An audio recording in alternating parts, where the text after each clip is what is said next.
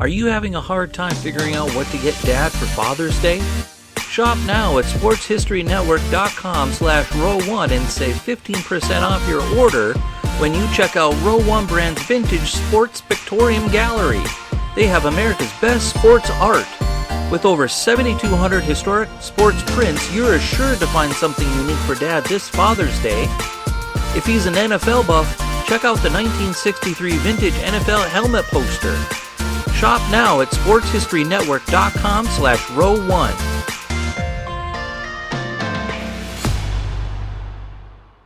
This podcast is part of the Sports History Network, your headquarters for the yesteryear of your favorite sport. You can learn more at sportshistorynetwork.com. Hello, sports fans, and welcome to another edition of Yesterday's Sports on the Sports History Network.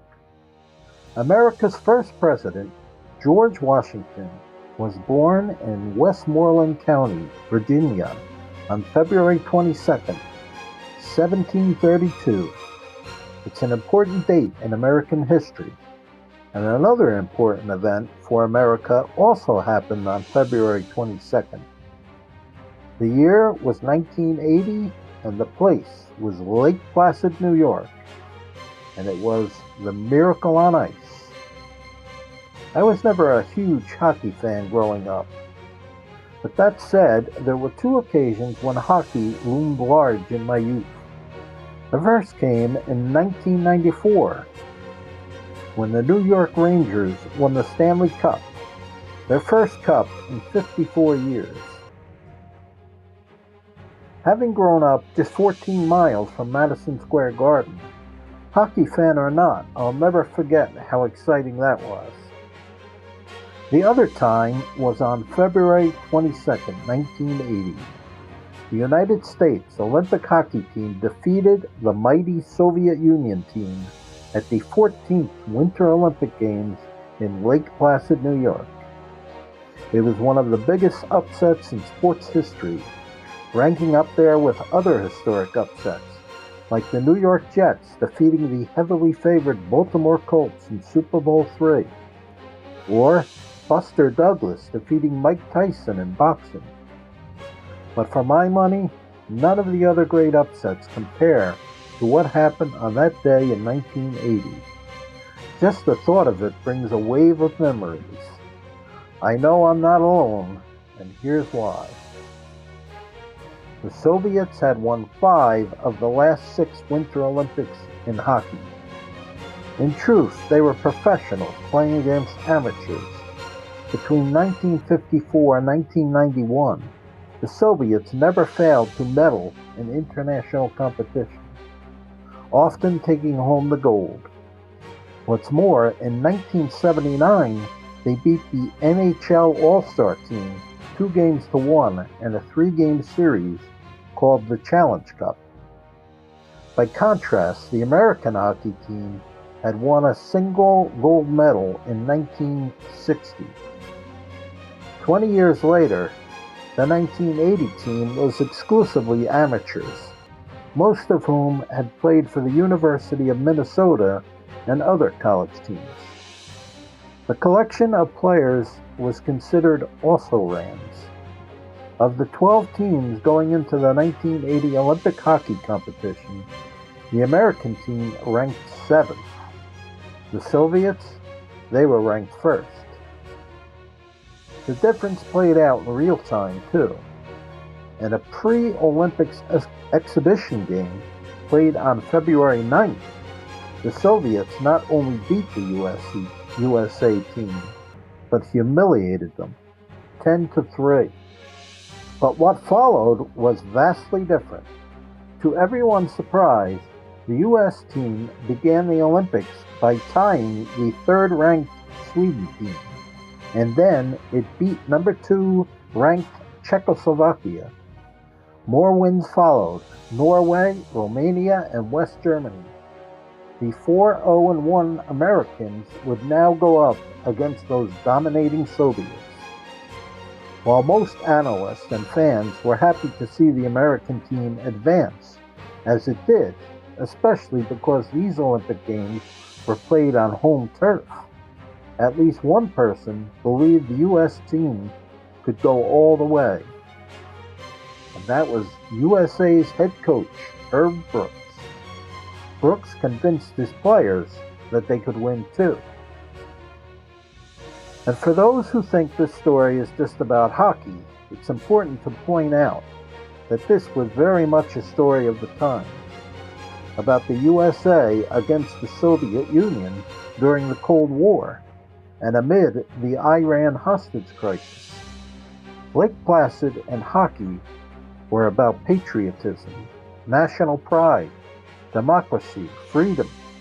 Chants of USA, USA echoed throughout the arena as fans proudly waved the American flag. To the delight of viewers across the country, the big game didn't go the way of the exhibition matchup.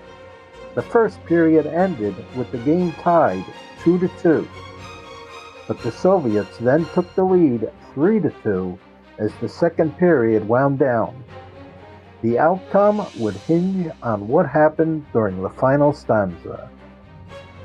Team USA tied the game in the third period, and then, with 10 minutes left, Mike Eruzione gave the Americans their first lead, 4-3. Minutes passed, seeming like hours, as the Soviet team fired shot after shot without success at USA goalie Jim Craig.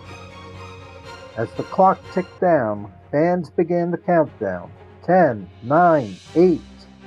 When the clock reached 5 seconds, announcer Al Michaels uttered words that are etched in the memory bank of American sports. Do you believe in miracles? Yes. As the players celebrated out on the ice, Coach Herb Brooks ran back to the locker room and wept with joy. The Americans had done it. They had defeated the best hockey team in the world, a team that some had labeled unbeatable. But the improbable victory, as important as it was, didn't yield a gold medal.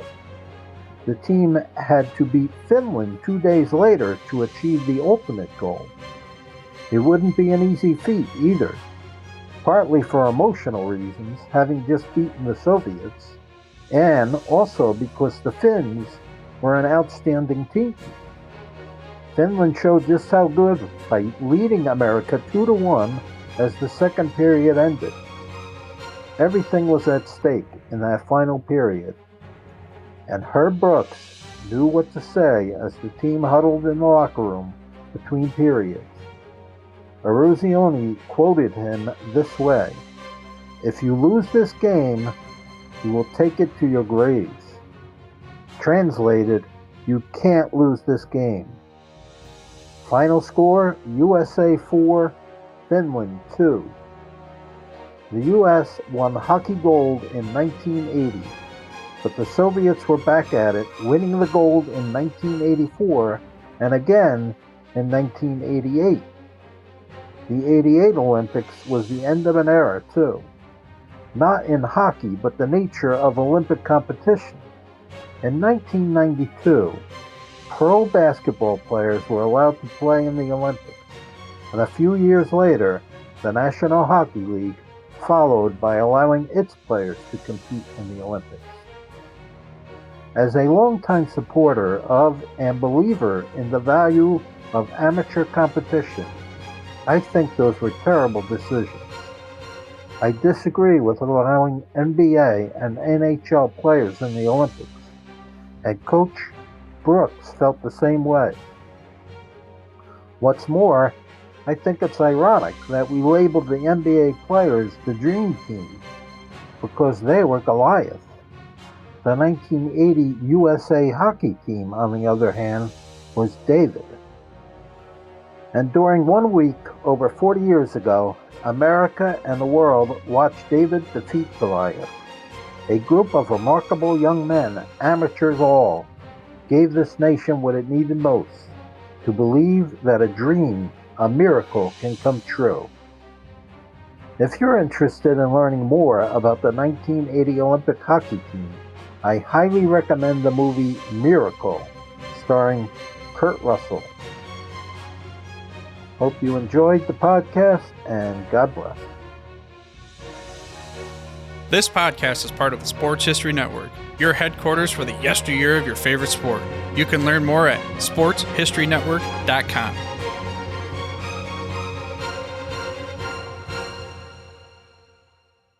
We here at the Sports History Network proudly partner with 26 podcasts, all revolving around the history of sports. But did you know that many of our hosts were sports history authors way before they started their shows? It's true.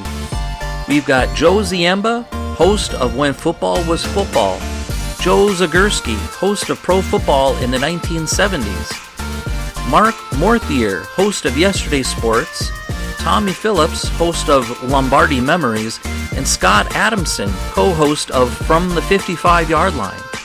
All these authors have many books for you to choose from. To check them out, go to our website at sportshistorynetwork.com/sportshistorybooks. Pick up your copy today. Soundtrack provided by Kevin MacLeod of filmmusic.io.